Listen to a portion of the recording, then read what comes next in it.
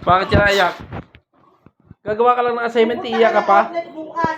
Paano ka makakagawa ng assignment? Sabi mo gusto mo pumasok sa big school, ba't naiyak ka pagka may assignment ka? Dabog eh. Nagawa ng assignment eh. Kaya-kaya mo yan. Ginagawa mo nga yung kay teacher ka eh. Basic na sa'yo yan.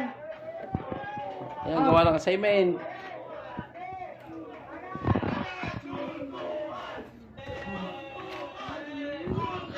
Lagi niyong ginagawa yung kay teacher ha. Tracing ng name. O, saan na simula? Gustong pumasok sa big school, tapos ayaw mo na magagawa ang assignment. Hindi man pwede si maming gumawa niyan. Pupunta kang outlet bukas, gabi na tayo uuwi. Paano ka gagawa ang assignment? Kaya nga. Dali na. Para Gawa na. matapos na agad. Dali. Patabad mo ga? Wala assignment. Gawa assignment! Hindi na tayo pupunta outlet bukas, gagawa ka na ng assignment bukas.